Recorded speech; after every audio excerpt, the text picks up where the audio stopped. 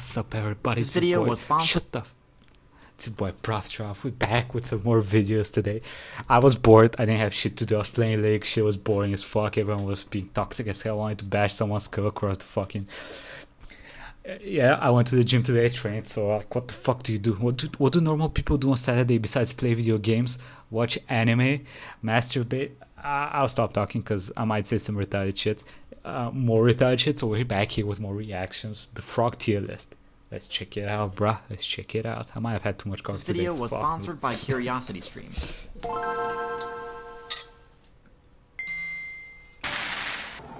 Long live the king. Yo, Archeo out of nowhere.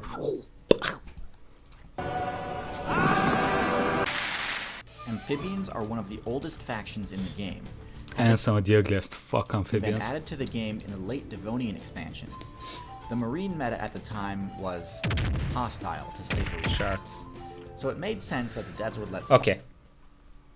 To be honest, the marine, whatever, the water meta has been sharks forever, right? I mean, sharks are old as fuck, and they've been fucking people, fish, water-based creatures, water Pokemon. smaller fish players spec into legs and lungs, so they could finally join the arthropods on the terrestrial servers. The fact that amphibians have remained at least moderately viable in the meta this entire time and survived multiple rounds of balance patches is impressive to say the least. It's pretty funny because now we know that after they left the water and went on, you know, the land, they got fucked by the dinosaurs. So they went back into the water. Time and survived multiple rounds of balance Yeah, patches fuck. is impressive to say the least. And while the amphibian faction has several popular build styles, the most well known is the frog. The role frogs occupy in the current Okay, let's think. I don't know that much about frogs. I don't really want to know that much about frogs. They're ugly, they're little, they're stupid, they're disgusting. What's the best frog? Bullfrog. I know those things are scary, strong, big for frogs, and they're pretty hard, I think. You know, like they have these fucking disgusting ass, almost scale-like appearances. I know that what was it? You know, that little fucking brightly colored frog is really poisonous, but I don't think it does anything else. So I don't think it's gonna be pretty high tier. I'll give it like B tier, maybe C tier, but I think the bullfrog's S tier. I don't know any other frogs that are gonna be high tier.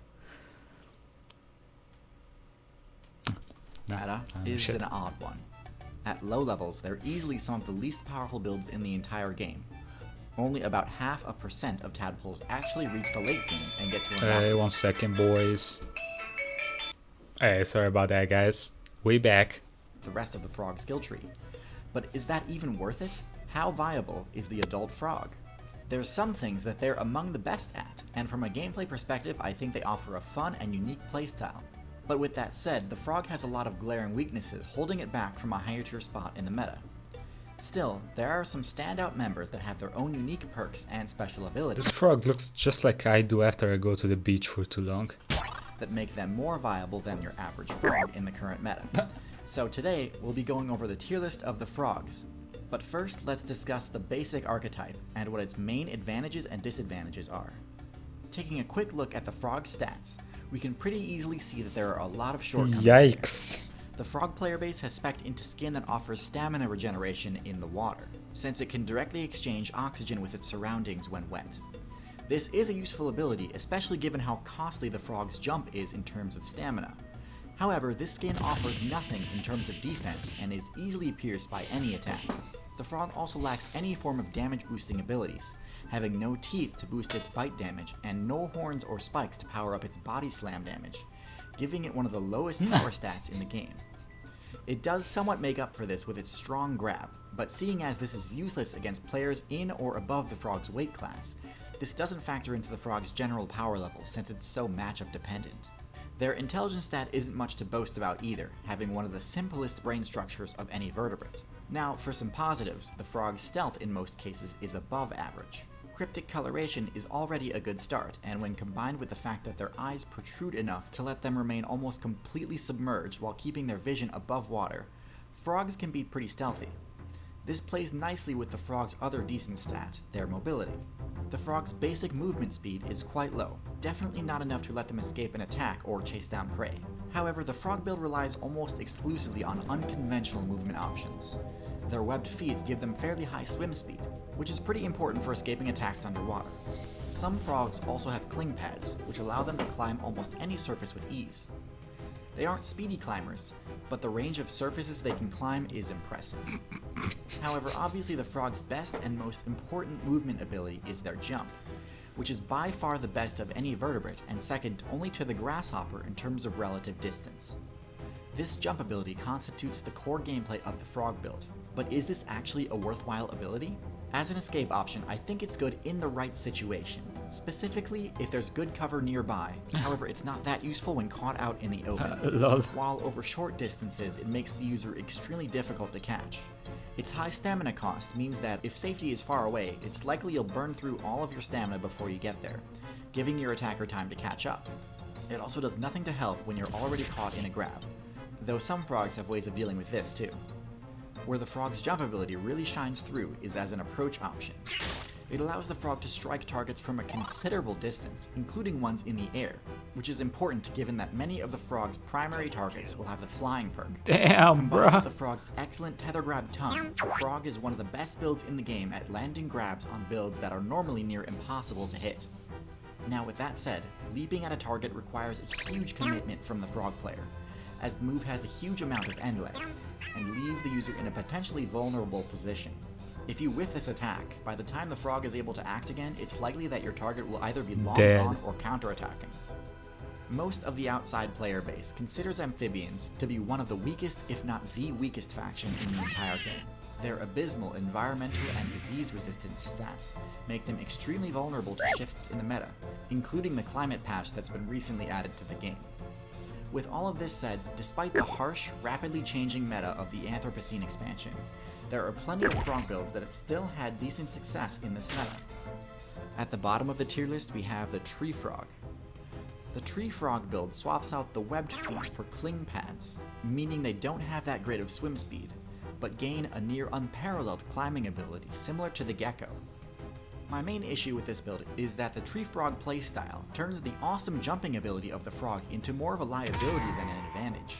Jumping to escape a predator's attack means that you're risking taking some pretty serious fall damage.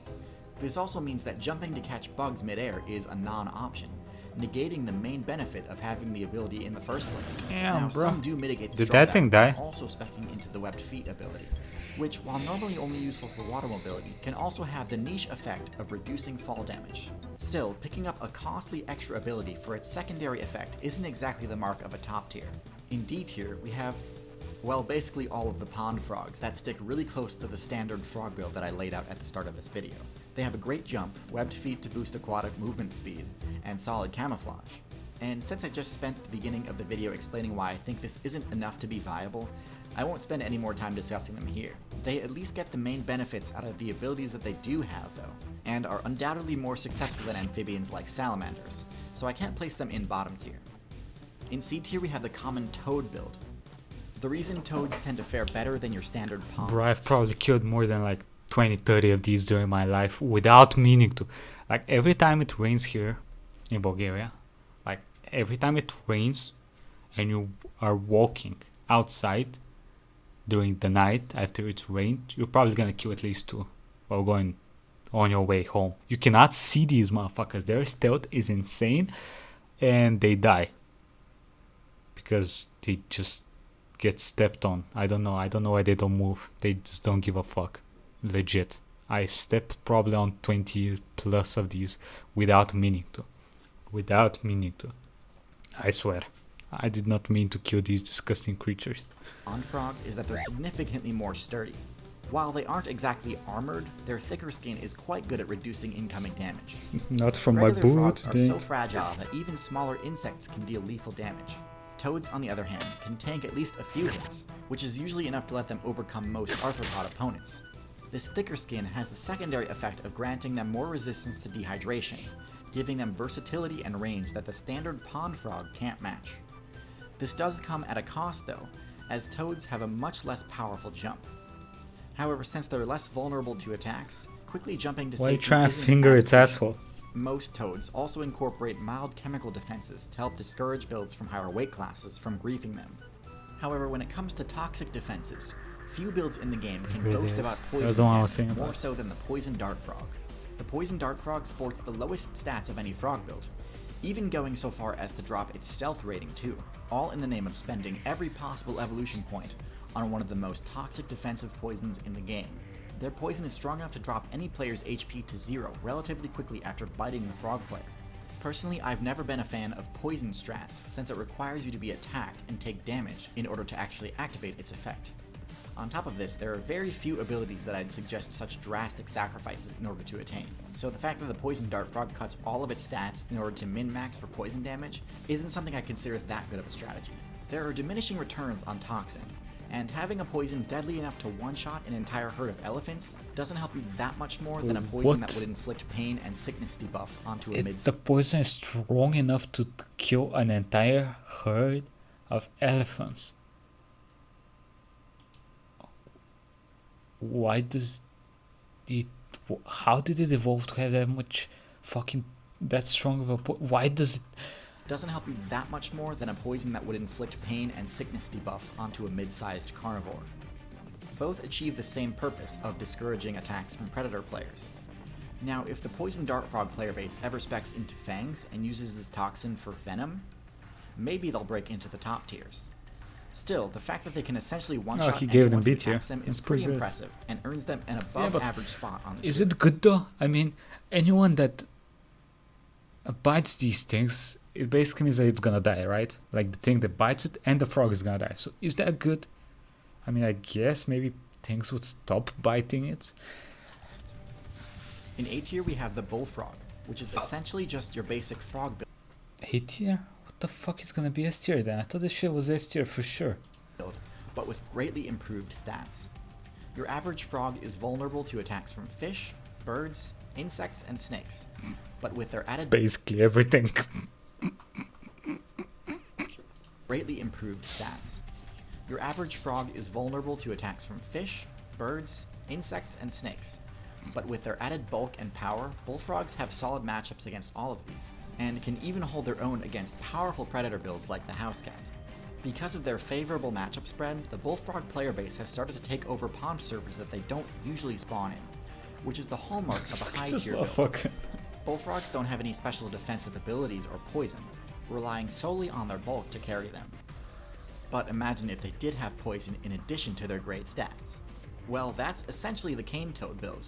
The stats of a bullfrog what? combined with the thick skin and poison defense of a toad. The cane toad avoids making the same mistakes as the poison A cane toad? dart frog, investing only a moderate amount of evolution points into toxins, grants the cane toad a poison that's dangerous enough to thwart most predatory builds, without going overboard and wasting evolution points on an overly lethal elephant slaying toxin that it doesn't need. The efficiency of this build allows it to easily take over and dominate the Australian meta, and in fact, the first video that I ever made on this channel was all about how broken they are. I'm gonna be honest, I do not see a difference between the bullfrog and this thing However, that that was much. 3 years ago, and the meta is shifting, with some intelligence builds learning the cane toad matchup and using this knowledge to minimize the the fuck potential is that? poison damage by attacking only the toad's weak point and avoiding the poison Yo, glands. can you stop showing So this, I wouldn't please? be surprised Thank if you. the cane toad started to drop down from S tier as intelligence builds expose more of the toad's flaws. But as flawed as they are, the frog build has come a long way. The amphibian faction as a whole has very humble beginnings, but the strategies that they pioneered, like swapping their fins for legs and gills for lungs, are still very much relevant to today's meta. If you're interested in learning more about how amphibians and other builds Okay, well, I was sort of right, sort of not even close, but I'll take it, bro. I'll take it. Okay, we learned a lot more about frogs. Do we still care about frogs? Fuck no. Like, it's a fucking frog, my guy. It's a frog. Does anyone, like, I've never heard of anyone getting a frog as a pet, mostly because they're ugly. Anyone like frogs? Let me know, and let me know why you like them. I've said my piece on the frogs. Hey, that's it, boys. This was the frog tier list by TierZoo. It's your boy Proftrof. Like, comment, subscribe, and I'll see you next time, everybody. Have a nice day.